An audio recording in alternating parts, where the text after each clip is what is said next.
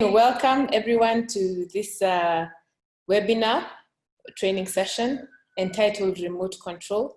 In this training session, we are going to explore the tips, tools, and techniques that we can use whilst we are working from home. We know that the COVID-19 has brought this situation to us. Many of us may not have been prepared for working from home or may not have had a culture of working from home. But because this is what the situation calls for, we have to learn to work from home. And I'd like to point out that you might even find that even after COVID, we might find a lot of people getting into the program of working from home. And we bring this webinar in conjunction with our partner, Genos. Genos are world leaders in terms of emotional intelligence, in the research into emotional intelligence, and generally talk about applied emotional intelligence. We mean applied because we say we're not talking about your probability of showing up as emotionally intelligent. We're talking about how you are showing up and how you can develop skills that ensure that you keep showing up more in a way that positively impacts others and other people's workplace, in their lives, and in just the way that they interact with you. We could move to the next slide, Vera. Okay. So Genos are represented globally, and they're represented here in East Africa in Kenya by Profiles International, and in Tanzania by Lindam Group Limited. And Lindam Group Limited is led by the very able Zuhura Muro. She's a managing director, and I've had the pleasure of working with her on many training programs to facilitate sessions on developing emotional intelligence in Eastern Africa. A few house rules as we go along. We shall have you on mute, but you can interact with us on the chat box. If you have any questions, we'll see them. We shall present the questions for answering either during the session or after the session. Zuhura is presenting this session. Mary Mokinde will be joining us a bit later. She got a bit held up. And we will collect your comments, your questions, and we will also invite other Genos coaches to provide their perspective as well. The recording of this session will be made available to you. It will be emailed to you if you're a participant. We have your email addresses, so we will email that to you within the next 48 hours. And again, asante sana for attending this session. So from this point, I will leave you in the very able hands of Zuhura as she takes you through what tips and tools we can take from emotional intelligence that help us work better from home. Karibu. Okay. Asante sana, Vicky. Today our agenda is not very heavy. We are going to talk about examining the common challenges associated with working from home. We are also going to look at how we can explore some tips and tools and techniques to overcome the challenges, because it is a reality that we have to live with. We are also going to review a technique to evaluate the impact of your working from home, because sometimes you need to know how you are doing. And then this is a very interactive session. We are going to have a point where we will invite you to also think for 2 minutes to create your own action plan. So this is a session which is not only theoretical, but also it is going to give you some tips and some techniques and some tools that will be able to assist you. And also when you get them, you can also share those tips and tools with other people. Again, we come from a very strong background of emotional intelligence.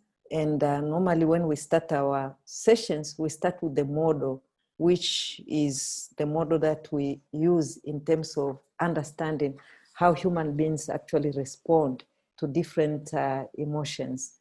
We know that some of you have different experience working from home, and you may sometimes have some distractions that you don't know where they're coming from.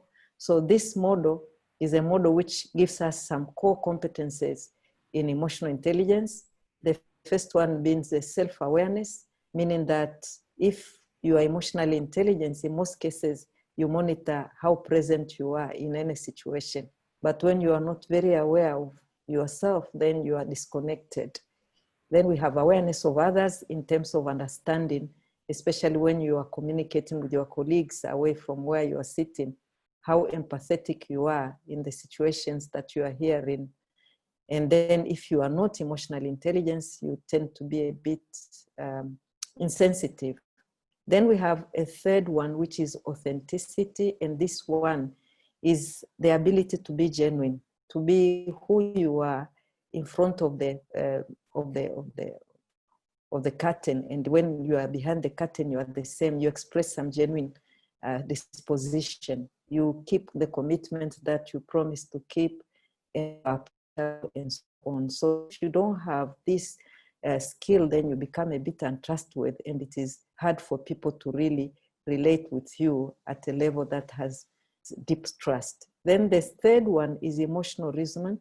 This is the ability to use the information you get from how you feel, your awareness, how you view others, and your genuine approach to life.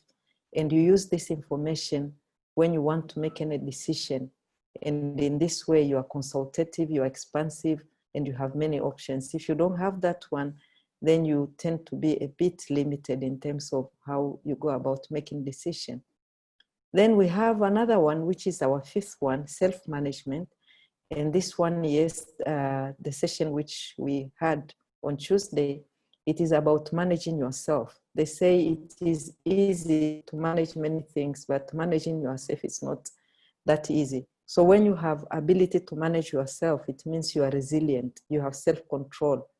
But if you don't have that, you become a bit temperamental. I use a metaphor of a bull in the china shop where you are not able to really manage yourself.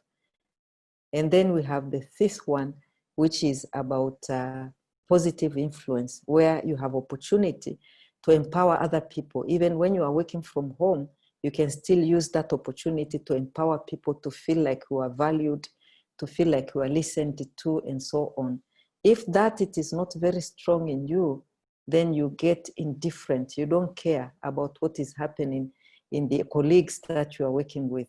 So these are the 6 competences that we have in Genos emotional intelligence model, and they are very important. Today, we are going to focus more on the self-awareness because this is the one which has a relationship to how our moods get affected, especially when we have to work from far away from other people. So we are going to focus on the self-awareness, and this one, it's where we're going to draw quite a number of tools that we'll be using. So what is self-awareness? If we define it further, it is being aware of the way you feel and the impact your feelings can have on your decisions, behaviors, and performance. And why are we talking about the impact? Because the way you feel, the way you see yourself, it has a direct relationship with the kind of decisions that you are going to make.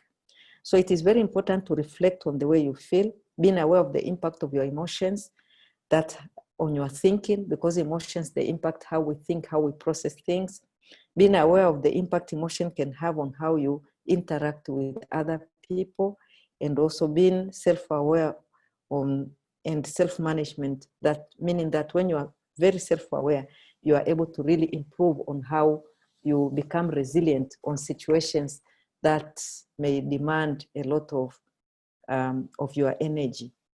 So focusing on that, then, when we are talking about working from home, you will realize that a study from 2019 revealed that while 99% responded reported being attracted to work from home for some aspects of their work, less than 5% of us actually work from home full time. So you find the number of people who are working from home, it is not as big as those people who have said really, I would like to work from home from some aspect of my work.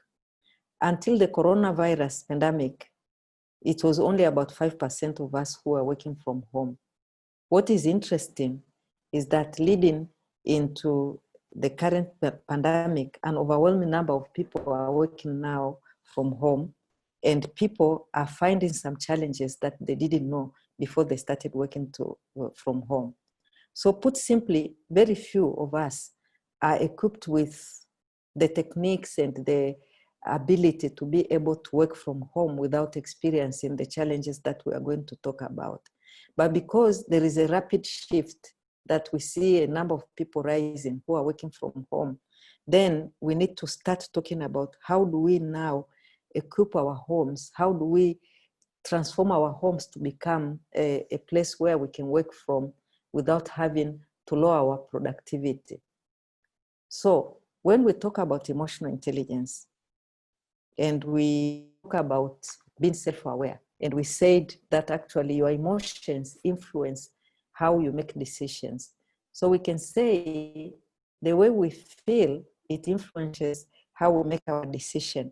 How we come to decision is very much related to what we have been feeling. And that feeling can be stretching back to 24 hours period or the time that you are having at the moment. And if you have not sorted out that feeling and making sure that you come to the right level of emotional intelligence, you may end up making a decision which is not right. So it is very important to know how your emotions can influence your decision. But also they go as far as influencing your behavior. And this behavior is what is actually visible to people. How you react to people, how you respond, like if it is a telephone call that have been made, how you are responding to it, it has so much relationship to how you are feeling. Because you see, even when people are not seeing you, when you are receiving a call, they can know whether you are happy or maybe you are disgusted or you are stressed. So it is very important to check on how you are feeling. So it is also, when you look at your emotions, like if you have come from maybe scolding your child, you are working from home and you have just scolded your child. When you come out of this and then you are supposed to go to a Zoom conference, very important meeting. If you don't sort out your emotions, you may not appear very well. You may not be experienced very well in this particular meeting. Then we said that the last part of it, it also how you feel has a great impact on your productivity. Remember the days that you wake up and you find that you have a lot of negativity, the thoughts are not very positive. Even when you want to start that report, you are not able to start it. When you start writing that report, you sort of like feel like, oh, the sentences are not coming because you are not emotionally in tune. So your productivity that day will somehow not be that great. And even when you go back, waking up in the morning, not feeling very great about yourself, something starts going wrong, even from your bedroom. Maybe sometime you hit something which you never thought that you are going to stumble on it, and then you start swearing and so on. So your productivity that day will also be affected. And in this webinar, what we are going to focus on is to try to help you to find things in your working from home environment that could create or enhance productivity. How do you create that conducive environment where then you become productive, you become buoyant, and you are able to do your work? So when we are talking about these things, we want to try to draw the difference that your feeling and your emotions can have in terms of how you are working from your workplace at home. So as we move forward now, let's look at the kind of distractions that you can find when you are working from home. We have communicated with a number of people. They have given us a list of distractions that can happen. Now we'll request you, I'm going to give it back to Victoria to take us through a poll to try to see what kind of challenges working from home we're experiencing. We have factored in some challenges which are really akin to Tanzania. Victoria? Yes, thank you, Zuhura. On your screen at the moment, you will see a poll that we have launched. it should ask you the questions, what would be your challenges when you work from home? So we've actually received some feedback. People have said this and the other, and we want to understand from you, which of these ones do you think is for you the biggest challenge of working from home? So we'll give you about a minute. You have a few more seconds. Just click on your answer and we'll see it on our end. We can see lack of proper infrastructure, unplugging, working too long. And if you want to, you can also add some more comments on the chat box. Inappropriate furniture, not enough space, home chores. Right now, the front runner is still working too long, and lack of infrastructure. We'll keep it running for another 10 seconds and see if we can get anything. I hope everyone can see this poll. So it's internet disconnection. I think internet disconnection can come under lack of proper infrastructure. Yeah, I know that's been a big one, especially if you have to keep going on Zoom calls. And so I'm going to give it 2 more seconds. We have about 55% almost there voting.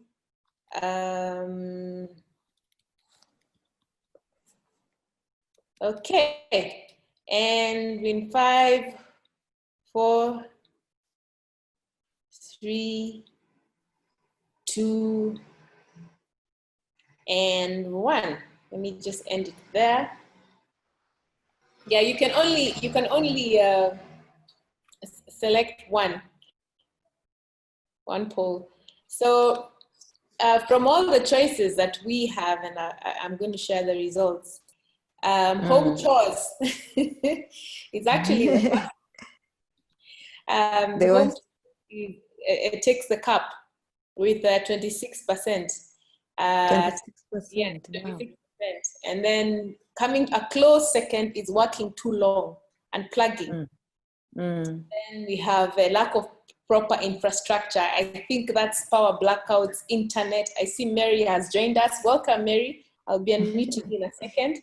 Saying, yes, very frequent internet connection problems, very embarrassing and unprofessional.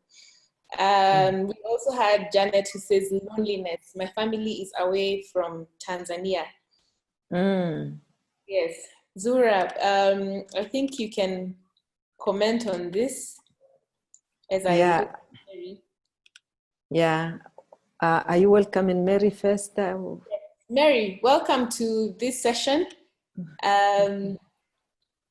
Thank you very much. And yeah, my apologies. One of the frustrations we found during the board meeting I've just run away from because it wouldn't finish was that poor infrastructure, lack of infrastructure, because I was chairing one of the meeting in the morning and the electricity went off here and I have 3 different connections. So that yes, poor infrastructure, I fully agree with that person. Yes. And this, Mary, we had collected this kind of feedback. There is one participant who actually sent the feedback very early in the morning saying, actually, we have specific challenges in Tanzania. And when I was talking to Vicky, my power supply also went off for a few minutes when we were talking. Yeah. So it is something. And most Tanzanian buildings, office buildings, they have generators set. Yes. Now, when you are working from home, you don't have that have luxury. Yeah, you don't have it. So when the electricity goes off and you have this important meeting, you are talking to a client, then boom, you don't have power. It's very frustrating. We feel you. Yeah, absolutely. I mean, I was chairing and I was in the middle of talking and I had to keep texting them and tell them, go on, so and so can chair, and I'm trying to connect. And yes, and and it's also an opportunity, I guess, for some business, for some people. What do we do? Do we use battery systems and so on? But thank you for having me. My apologies again, Zuhura. I know you. I know it's going very well. I can see such a wonderful, large audience. And asanteni sana kunikaribisha. Okay. Karibu, Mary. Yeah. The audience in Tanzania, thank you very much. When we announced this webinar, we had Mary as a moderator, and you hear where she's coming from, but she's managing her emotions very well. So it is very good. that you survived. So I'm going to take you through some of the challenges that actually, from the emotional intelligence point of view, that we have been able to categorize as top 5 challenges when working from home. And then you'll see some of the things that you have put there, they will come up. So the first one, we are talking about the biggest problem, which is unplugging. Unplugging from work, that actually you sit in one place. I'm working from home, and there was a time I sat for until 1 o'clock without moving from one place to another. So you can imagine. So when you are working from home, the laptop is there, your internet connectivity is there, your files are there, and you are locked. You cannot lock them away the way you close your office and you go home. So it is staring at you. And sometimes you get tempted to continue working even when you go to another room, because every working gadget is there. There's no clear separation between work and home. It can be tempting to say, oh, I'll do that later, and you continue working. So sense of unplugging, taking calls at unusual hours is very common, and the number one issue identified around the whole survey that we have done, that actually many people feel this is number one. So when you look at some of the research that have been done, you'll find that we have a lot of issues that go around in terms of not being able to unplug, where if you cannot unplug and have a relaxation, then it means you are working, you are just like a robot. You are continuing, you are going on. And without relaxing, it has a bit of big problem on your health. And we have done some research, and we have found when you are not unplugging on time, it can affect your health, it can affect your creativity, it can affect your relationship, it can affect your level of empathy, and it can create some kind of loneliness and other things. So it is very important to practice a ritual of like the Sabbath, when they say, when it is Friday, they stop everything. So when you are working from home, the first thing you have to know, you have to make sure that you unplug. You have some time where you are able to stop. You can walk from your place of work. You can take a walk.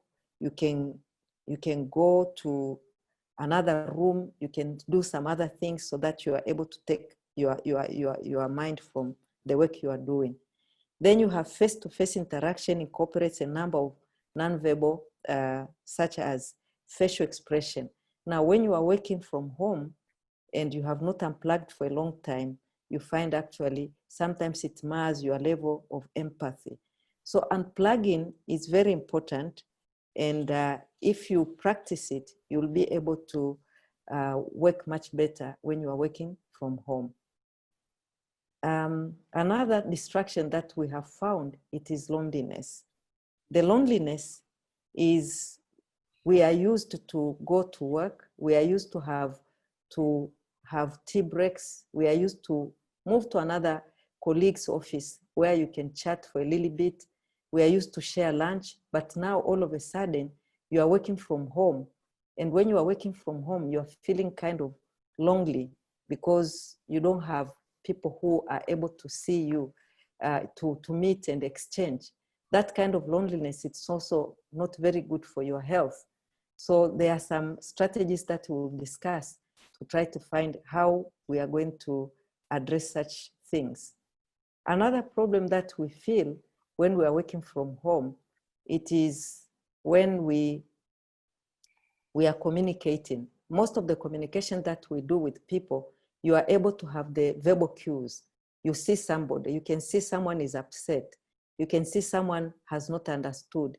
But now you are working from home. All your communication are either through Zoom, or if you are lucky and the electricity is working very well, internet connectivity is working very well, at least I can see Mary, I can see Vicky, I can see the expression. But now when you are working with telephone alone, you are not able to see all these feelings which come with people when you are talking to them face to face.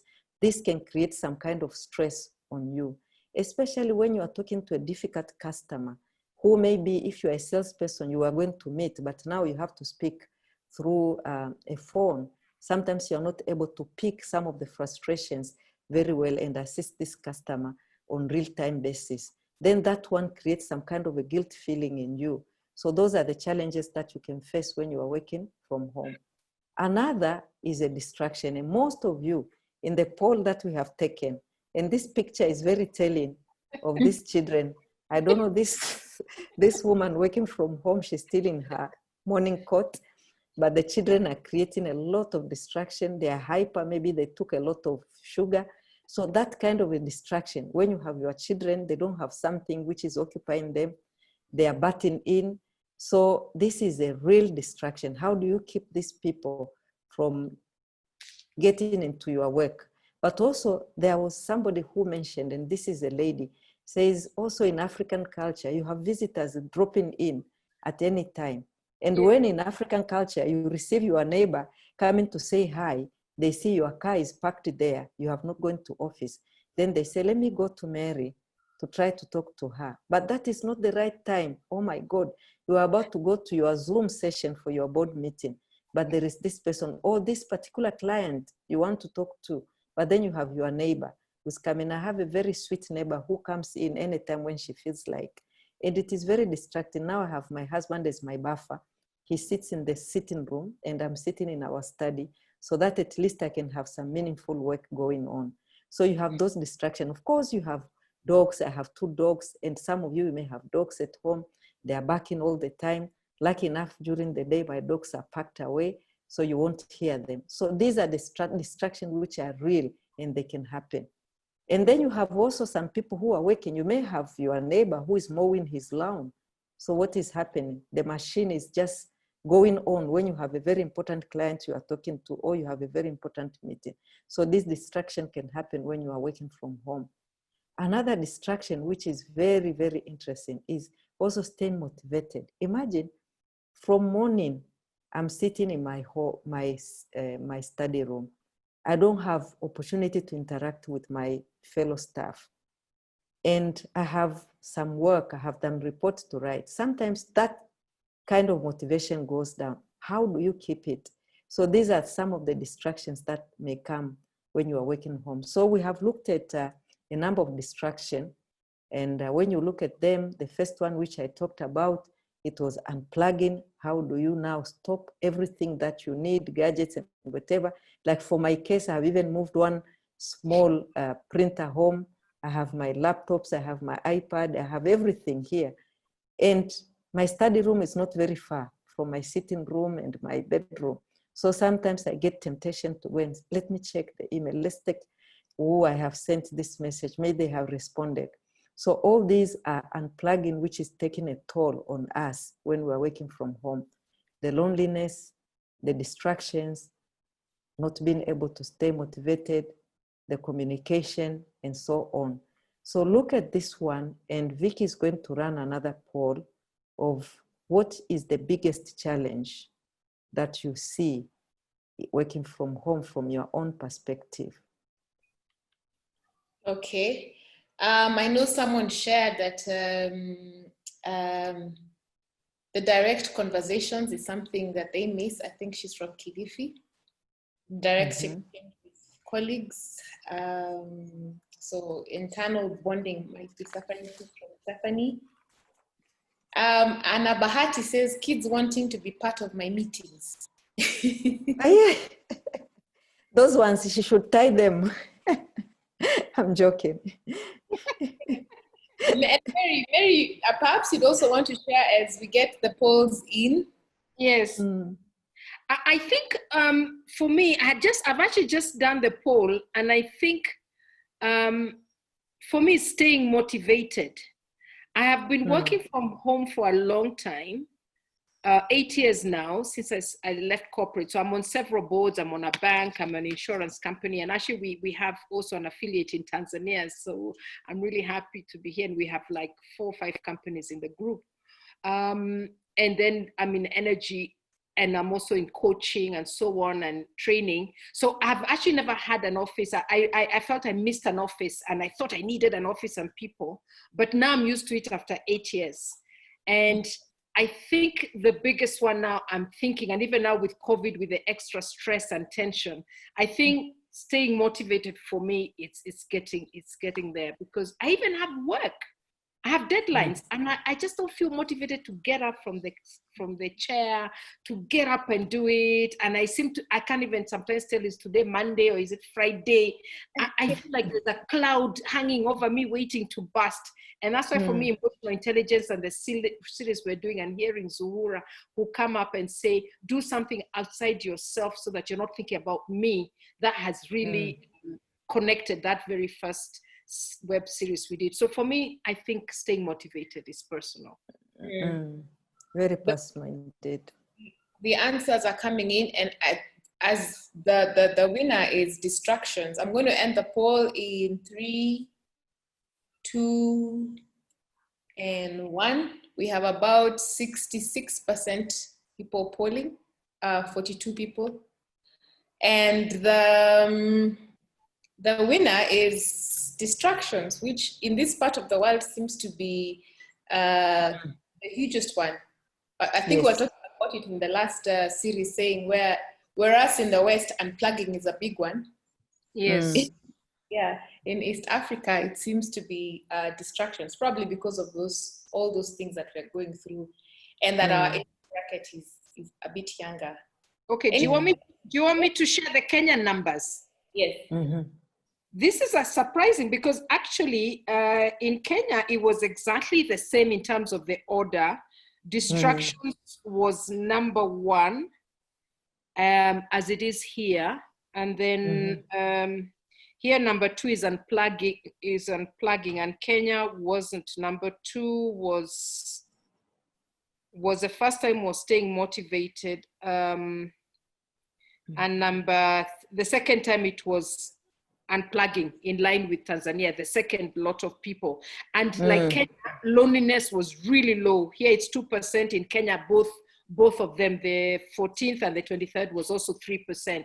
And I think somebody said in the second session, probably we had younger professionals, people who had still children of, young children, school age group, as opposed to older people whose children have left home. So very similar completely, particularly with the second group that we had. So yeah, East Africans have no problem with loneliness, but suddenly distractions and then unplugging. The Wazungu problem, loneliness. For us, we have plenty of distraction from extended family. Yeah. Most of our homes, they have children who are not ours. They are from extended family. So you can imagine loneliness is not there. So you can see very small. And I think this small percentage is coming from young people who are still in an apartment, maybe living alone. So very interesting. Yeah, very interesting. This Resilient East Africa Challenge, we have similarities between Tanzania and Kenya, but also we have discovered the loneliness, it is Wazungu problem, it is not East Africa problem. Thank you very much for this particular one. Mary, thank you for sharing the polls.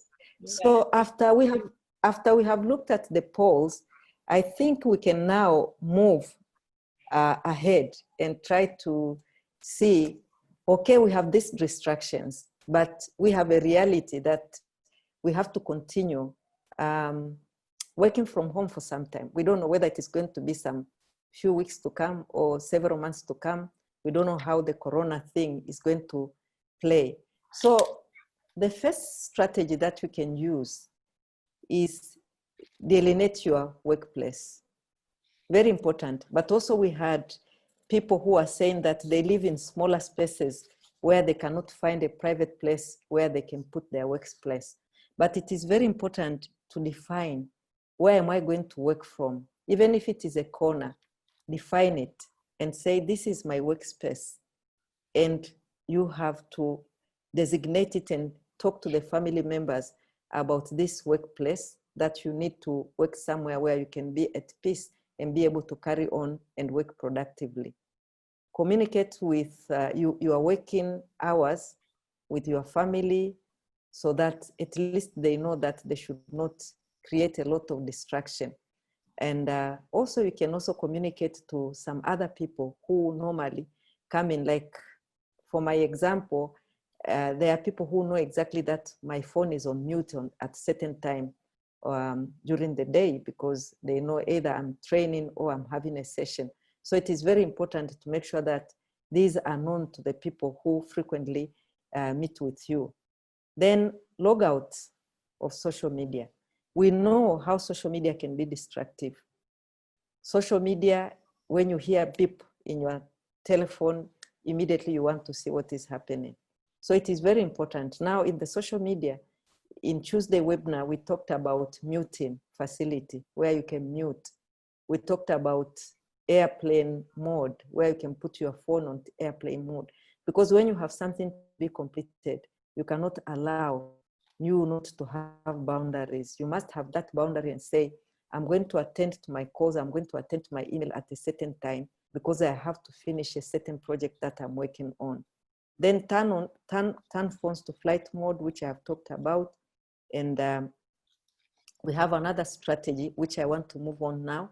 This is about relationship. The relationship, as we have said, it is fundamental. And we said in Africa, we are not short of relationship, unless maybe you are coming from a different world, but we have plenty of relationship.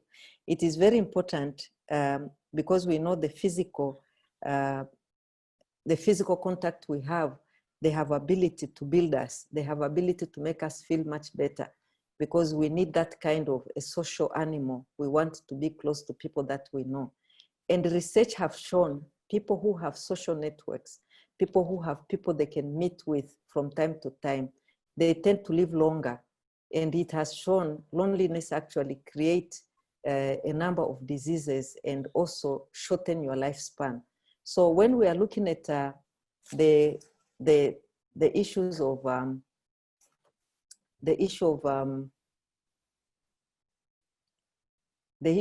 relationship, we have to look at it from the point where, when you look at the relationship, we are talking about having people, retaining contact with people that you have in your life. And we said the loneliness, it is not our problem as Africans, but Wazungu have that. In the UK, they have even started a ministry of loneliness, for some of you who do not know, where people who have really suffered mental unwellness because of being lonely. Certainly loneliness for people who are suddenly detached from workplace and colleague can be there. So how do we take care of it? So we need to perhaps know how to keep in touch with the people that are in our lives. We need to know how to connect with the people who we need to, from time to time, to stay in contact. We also know that if we are not staying very much in contact with people, we tend to develop some kind of assumptions. The assumptions which may lead us to maybe think my work is not very good, and starting feeling like I'm not valuable, which is a very bad feeling. So it is important for you to reach out to your network to be able to stay in touch. And also to look at people who, like, there is something which my colleagues have been talking about, which is called having buddy calls. Yeah, people who you can speak to, people you trust.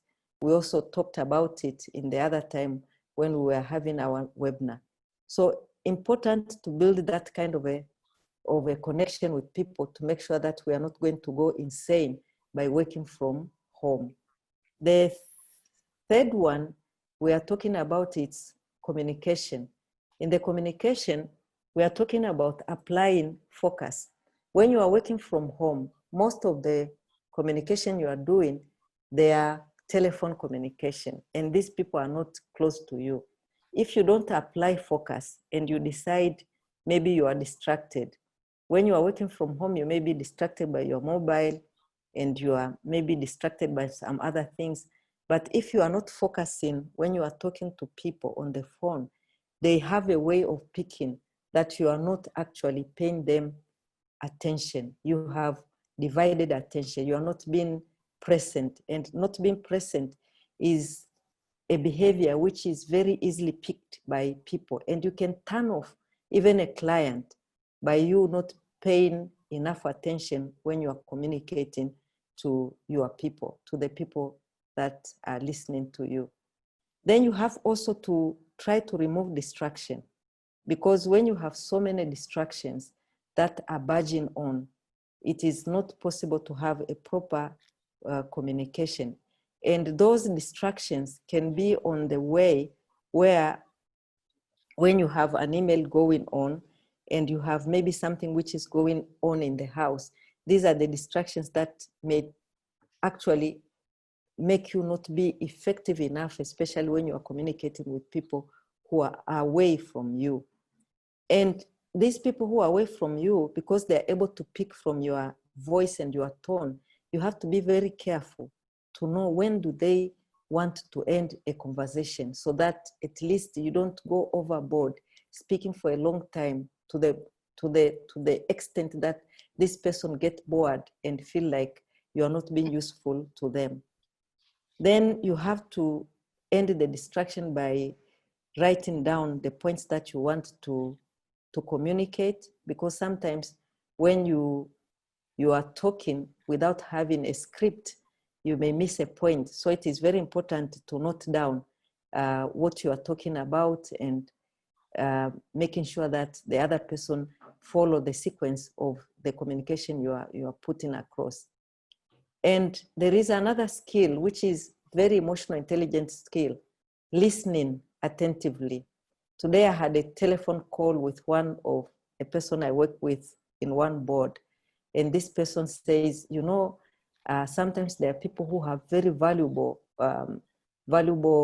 contribution, but they are not blessed with the skill of listening.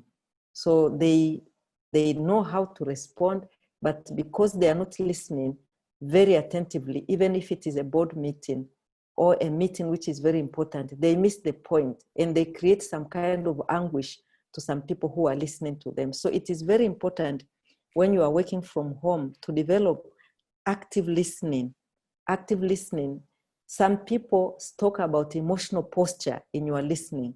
When you are listening to someone, you can give him a cue that actually I'm empathizing with the situation. I understand what you are talking about, and so on. So it is very important to have that kind of listening skill where you listen without a distraction. So it is very important, even when you are talking to your manager about what needs to be done, to also to have that ability to listen attentively for you to be able to get all that which is required from that communication. And to have your social time in terms of communication, use this particular remedy which we are talking about, buddy calls. At workplace, you have people who you work very well together and you are missing them, you are working away from one another. Set some time in your work hour to have maybe about 10 minutes of a buddy chat where you are talking, enjoying that kind of a happy hour with a friend at your workplace, and that will give you a very good buoyant move. So the third one, it is managing your own distraction, as we have talked about. We have seen distraction being as our number one in East Africa. It is not loneliness. So how do you go about managing your distraction? You have to use the tips that we are talked about creating that boundary, making sure that you have a workspace which is put away from where the family normally converge, and that workplace is rain-faced, and you make sure that it is a place where you can work without having distraction. And then you have to identify some areas where you can work without having a bit of distraction which comes from the rest of the family. But another thing which is very important from emotional point of view, it is being intentional in everything that you are doing. In the webinar of Tuesday, we talked about a lot of intentional. You have to be intentional in everything that you are doing so that you are able to manage your distraction.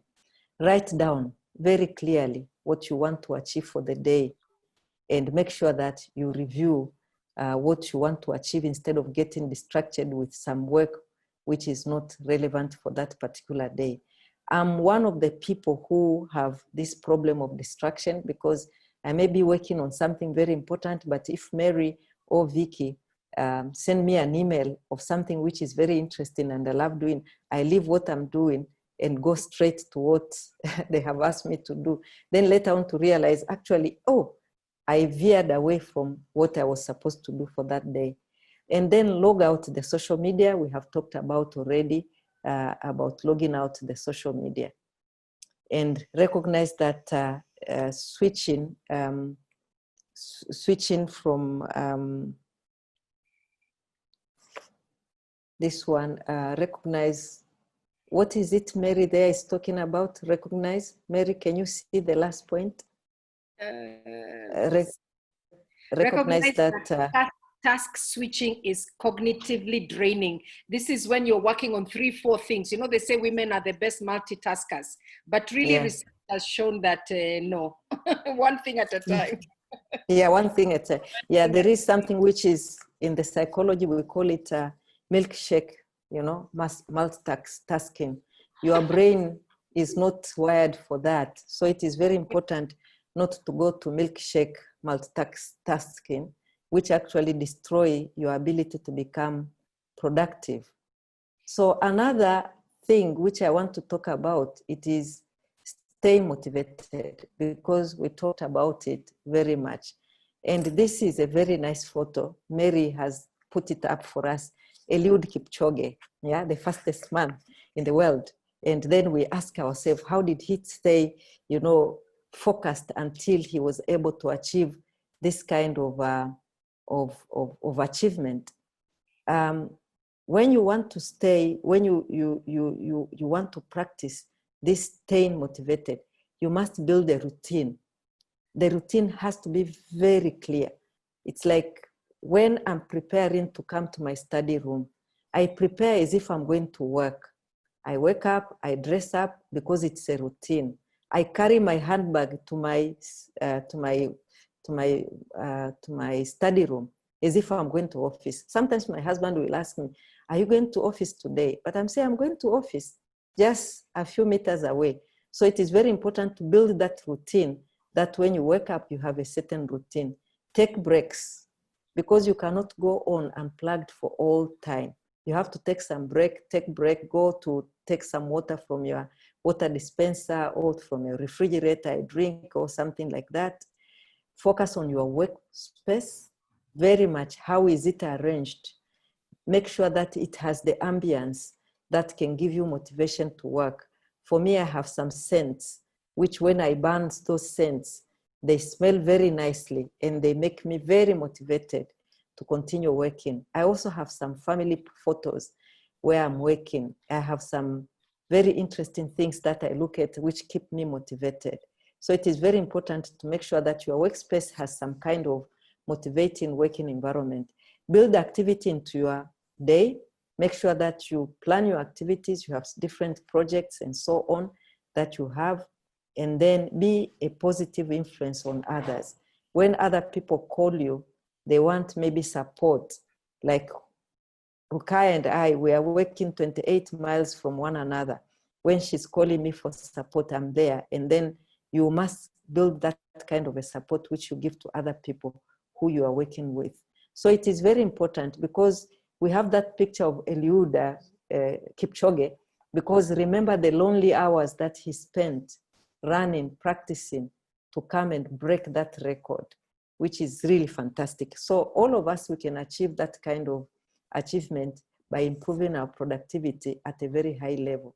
So now what we need to do, working from home, you don't have your boss or you don't have your subordinates evaluating you or looking at where you are sitting. You must have a mechanism to evaluate what you are doing and how you are achieving and what is working for you. So step number one, you should pause and check in with yourself and identify the way you are feeling. Very important, because this has impact on decisions that you will make on that day. It has impact on the kind and the quality of decisions that you are making. So it is very important to stop and check in. How am I feeling today? Am I feeling overwhelmed? Am I feeling exhausted? Like the other day I was telling Vicky, I'm feeling exhausted. He said, okay, you'll be fine after you break your fast. But she did not understand it. There was something bigger than fast. So, Vicky, it was something bigger than fasting. So you have to pause and ask yourself. Yeah, Vicky? It's okay, continue. Yeah, it was bigger than fasting. So you have to pause and know how you are feeling. Identify the triggers of pleasant and unpleasant emotions. For those who joined us on Tuesday, we discussed a lot about pleasant and unpleasant emotions. When you are harboring unpleasant emotions, your effectiveness, you are not solution focused, you are actually problem focused. You are actually not acting from your strength. You are not acting from the place of empowerment. So it is very important to know how you are feeling. Actively seek and pursue activities that generate positive emotions for you, like walking away from your desk, doing some kind of yoga. I talked about taking a vacation. You can sit in your chair, you close your eyes, and you feel like you're in Bahamas and you're enjoying. You are sipping, coconut, juice from a coconut, shed. So it is very important to take a moment to generate positivity within yourself. Step number 2, experiment with different ways of working. Try to do experimentation because we are not all wired the same. Something which works for Mary does not work for me. Mary wants to be surrounded by paintings. I love to be surrounded by my family photos and whatever. I love the scent. Maybe Mary does not like the scent. So you have to find what works for you. Then the goal is to identify which work from home activities work for you. Very important to identify which ones. And it is important when you have identified that, then you'll be at your own strength. Step number 3, it is important to practice being present in every task you are performing. Make sure, like we talked on Tuesday, many of us, we live in yesterday or we live in tomorrow. And the present moment, which is very, very important, actually passes because we are not living in present.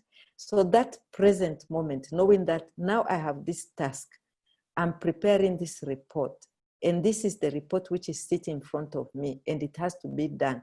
Be present in that particular report. Don't get distracted with other things. And especially social media, checking on what people are saying about COVID, checking on how many people have died, that will distract you completely. So it is very important to maintain the presence.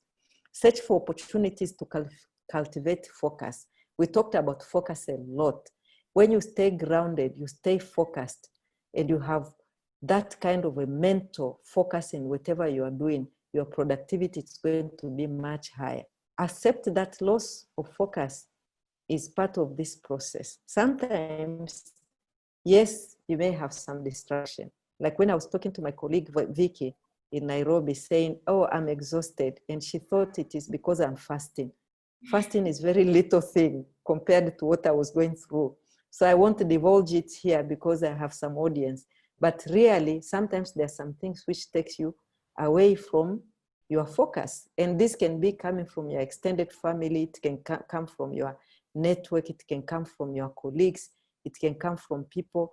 Like I had an audit report which was very overwhelming. And Vic was thinking about, the fast, but here I have audit queries.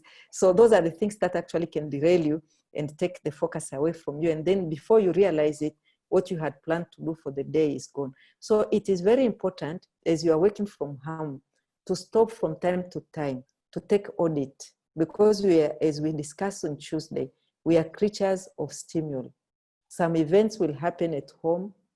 They will stimulate you, take away your focus. So you have to really guard yourself. And when we are talking about creating boundaries, also create boundaries of your own emotions. Compartmentalize them.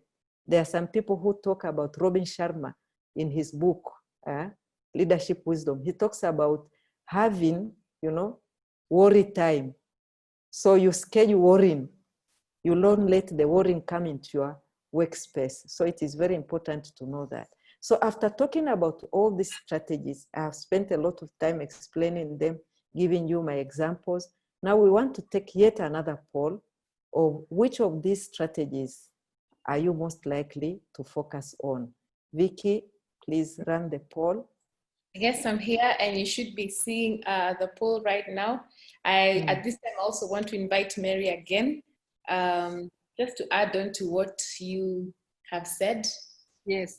I really like the way Zuhura explains it. She always somehow, Zuhura, you always bring the issue to a very simple, clear, and thrilled way, you know, a very simple, clear, and without all that baggage. So I really like the way you've explained it, because each time you use very practical examples of real life here in Africa as we see it.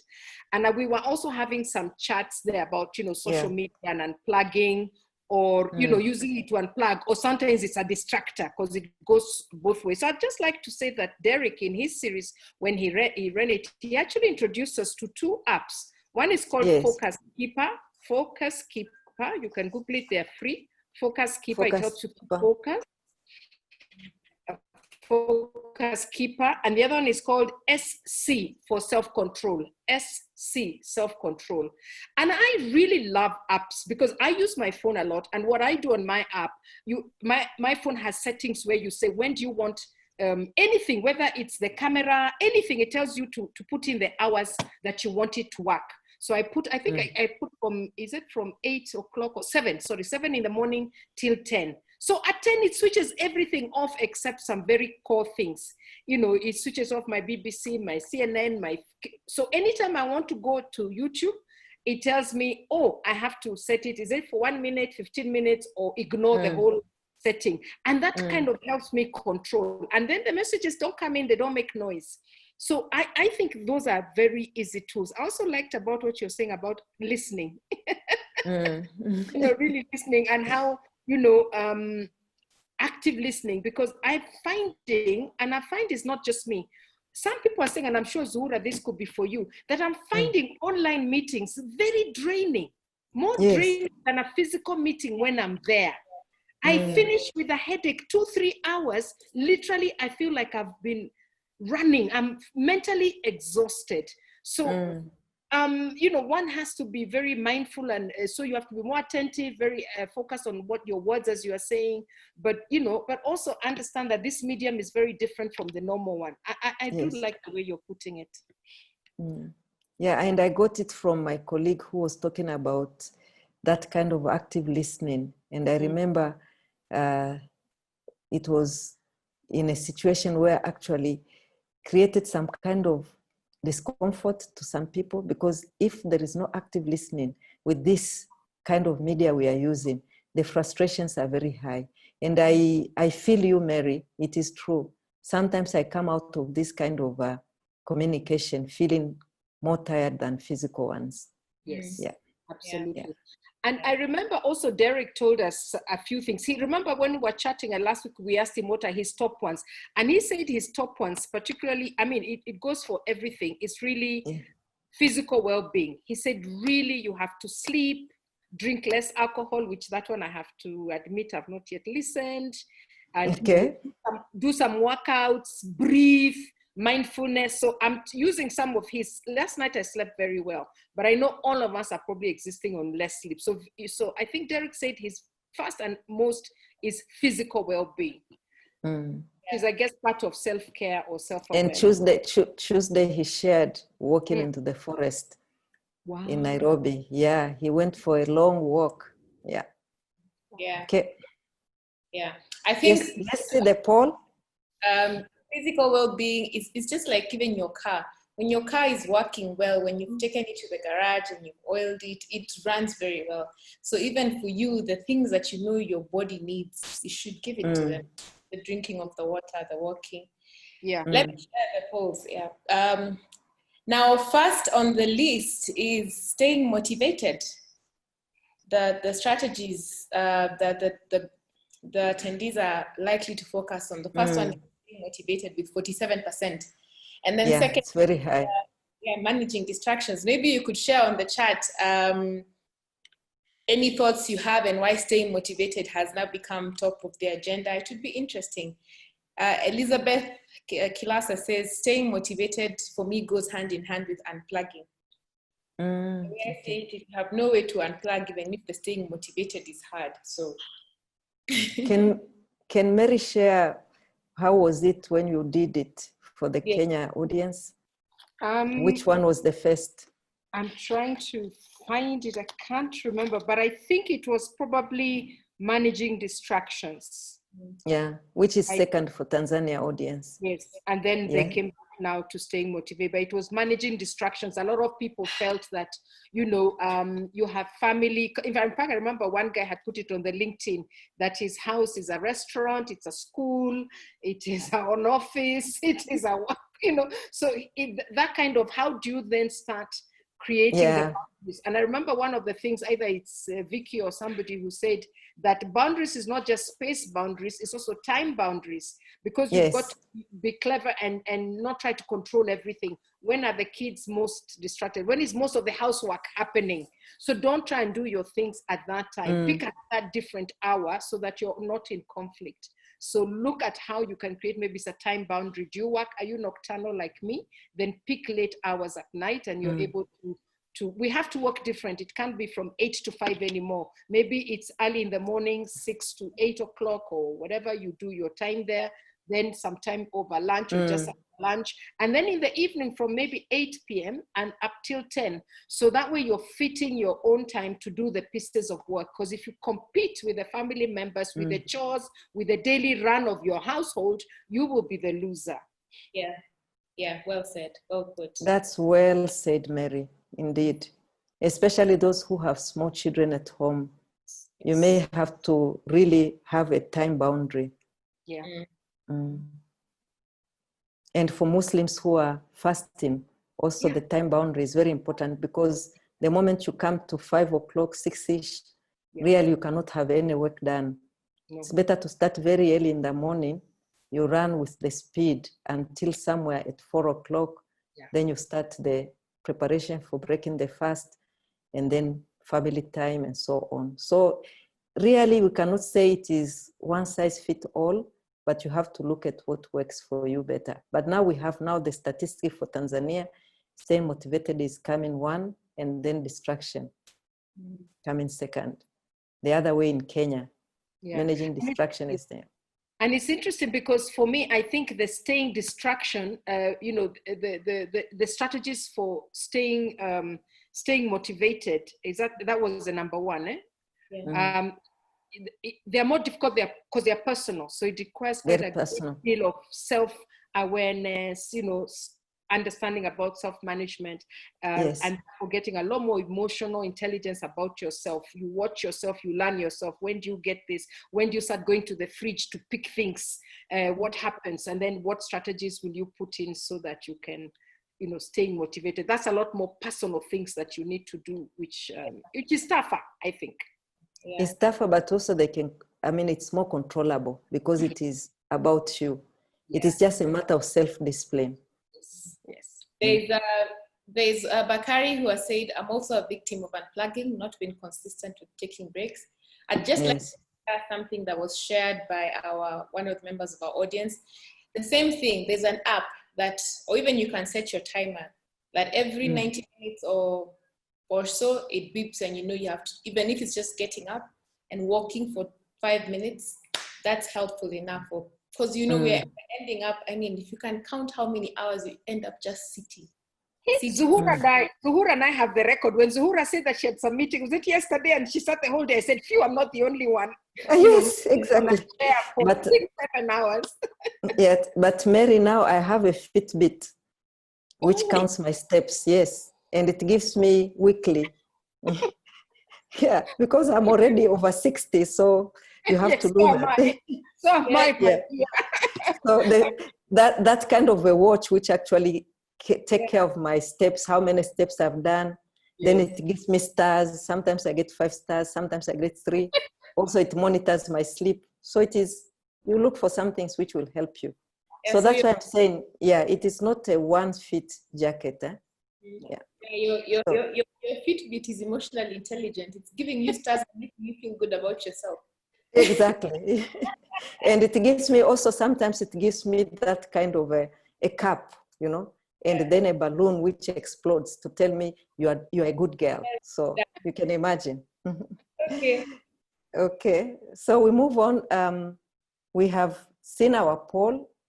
Now, audience, dear audience, as we said, this is a training session, a webinar.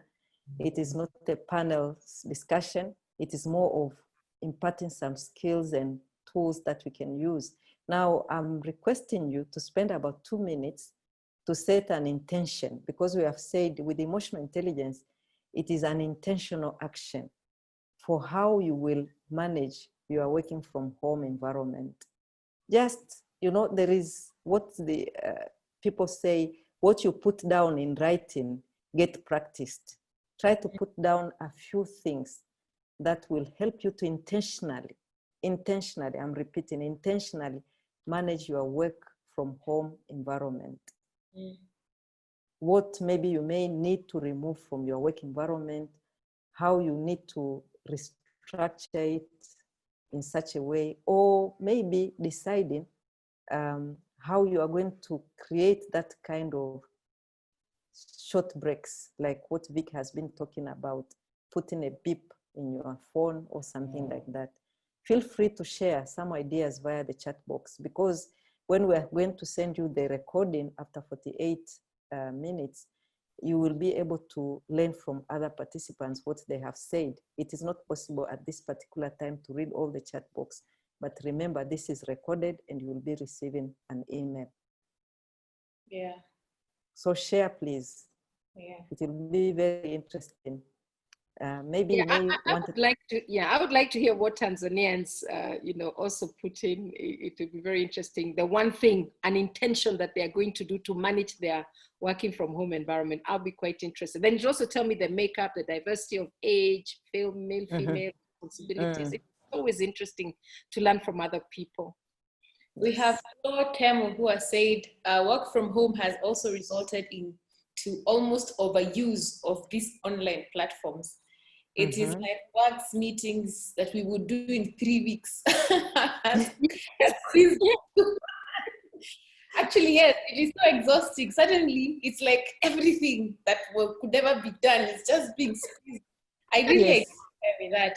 I think we had a lot of things we were all doing. I remember we used to call each other Mary every single time. We had so much that we packed into 1 week.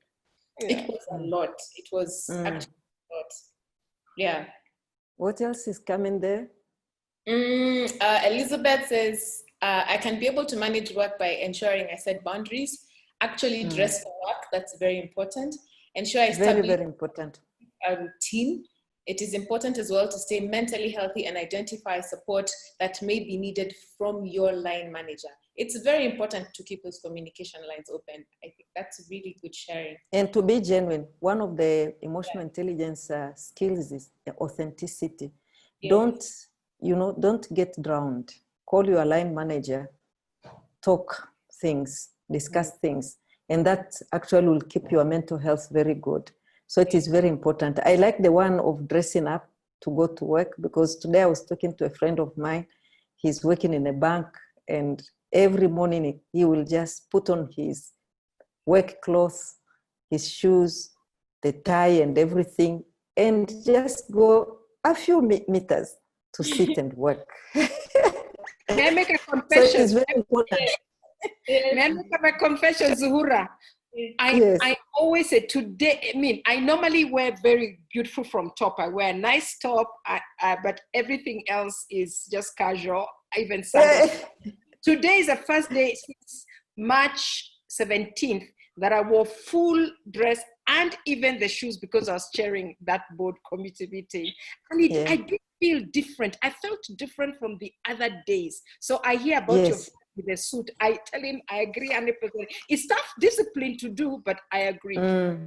It's very important, because it breaks that kind of home. Then you have that break, you go to that boundary. You create a boundary already by the way you dress. We have Violet shared and said, we need to breathe and just be. Be human, happy, sad, love, angry, just be human. Yes, indeed.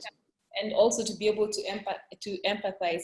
if you didn't attend the last session for Derek, we'll send you that recording, because a lot of that was shared about Yes. how to put yourself in the other person's shoes, because it is in giving that we actually receive. I think Zuhura talked quite a bit about that as well. Yes. Yeah. We said compassion is medicine. We Yes. discussed it very well on Tuesday for those who attended. When you are able to do something for somebody else, when you feel you are useful to somebody else, immediately it energizes your brain, it energizes your physical well-being, and so on.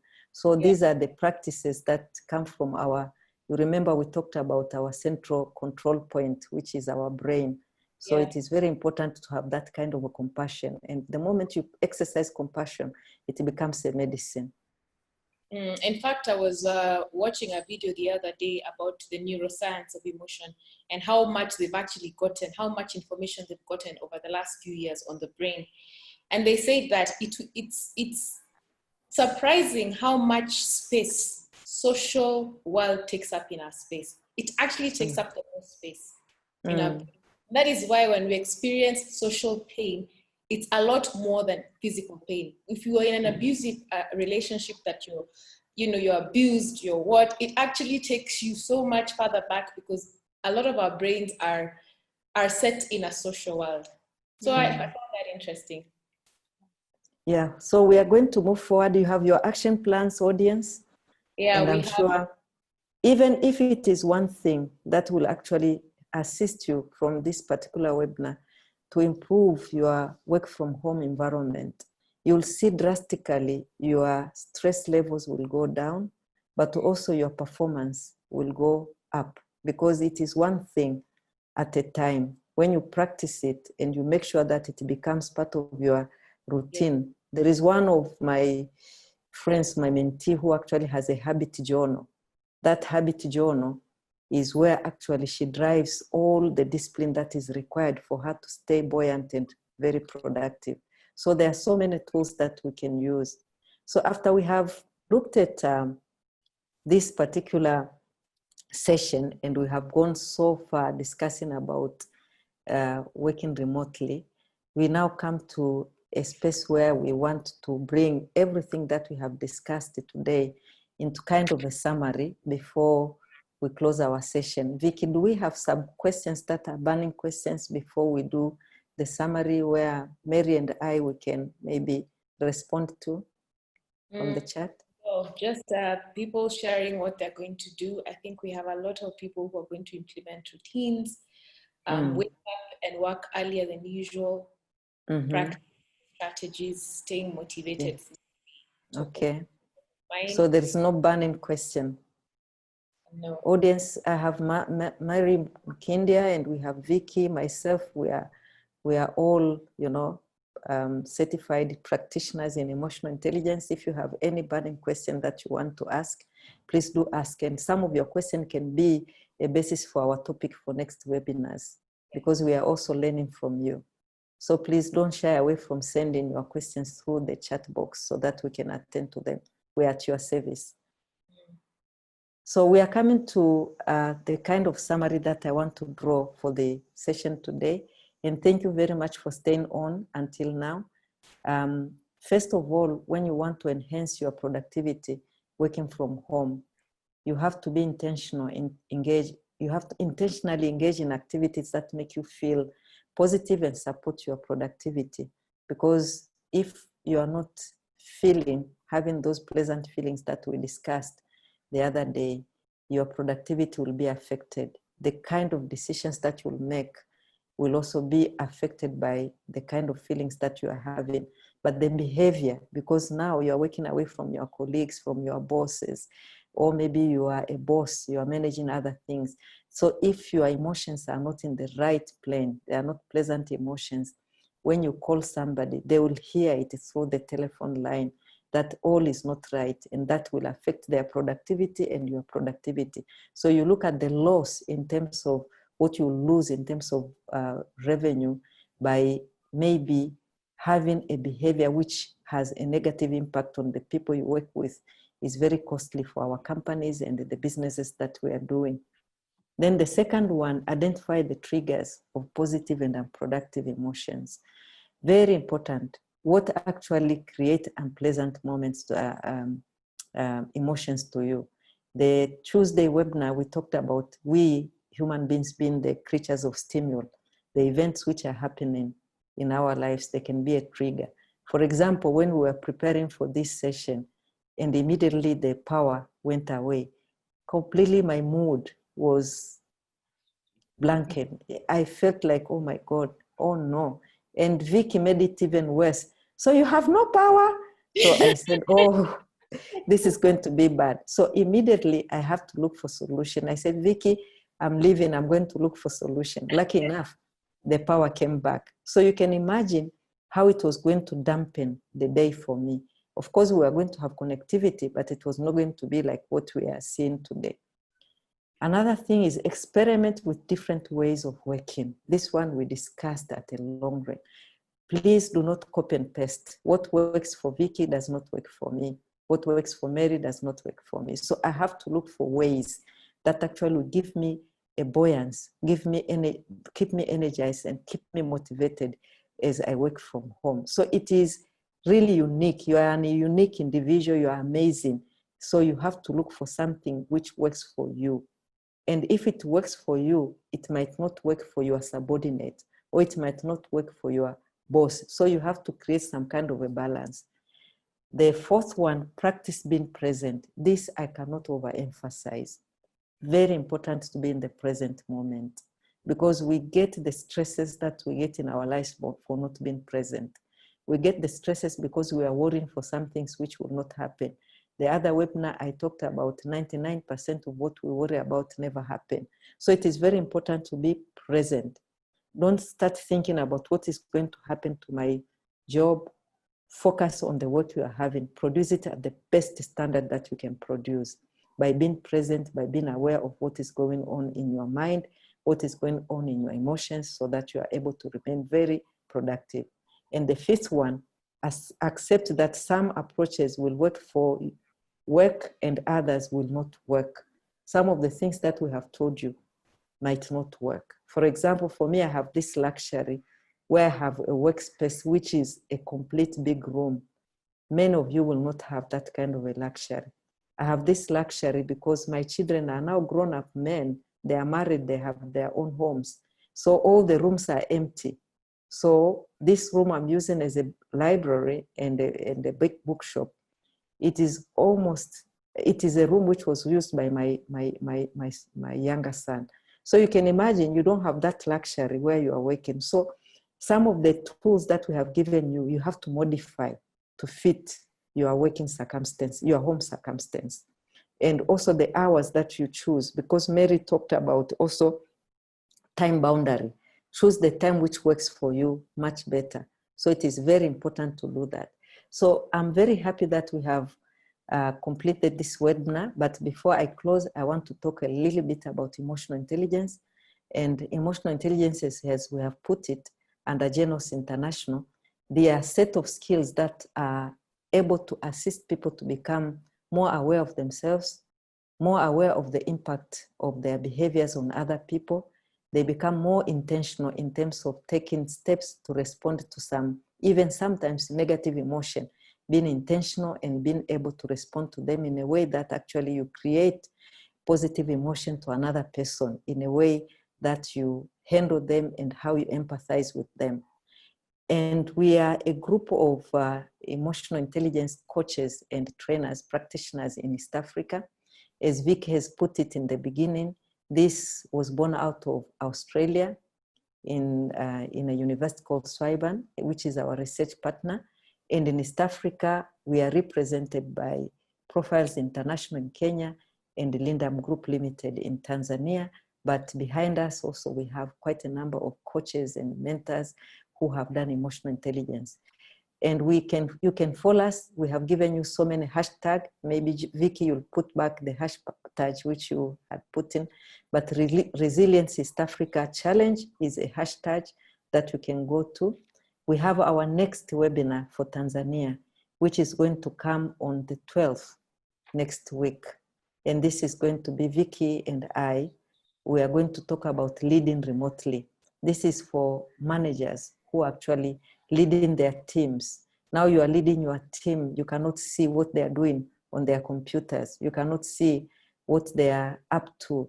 They are very far away from you. As I've told you, I have Rukaya who is working with me. She's working 28 kilometers from where I'm sitting. I don't know what is up from morning, but then I have to manage her. I have to make sure that she's producing, and she has to stay in touch with me. So this webinar for next week, it's going to be for the supervisors and managers who are managing teams, which are virtual teams. At the moment, we are calling them virtual teams.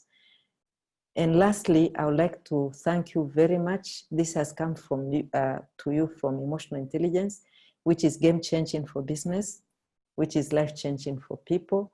We are certified assessors and developers. We work with a number of clients in East Africa where we provide training, workshops.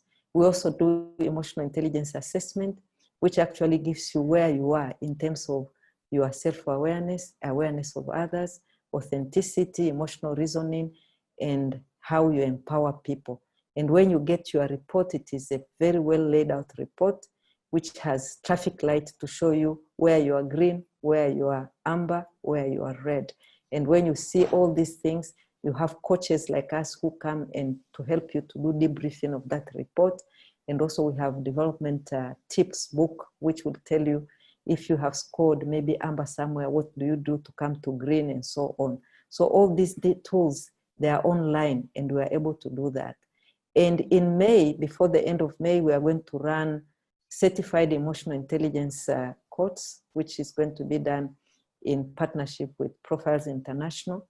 It is going to be a digital. You can participate in this particular course. And at the end of that course, you'll become a certified emotional intelligence practitioner and coach. And this is invaluable skill for someone who you want to advance your career or you want to assist your organizations to do better.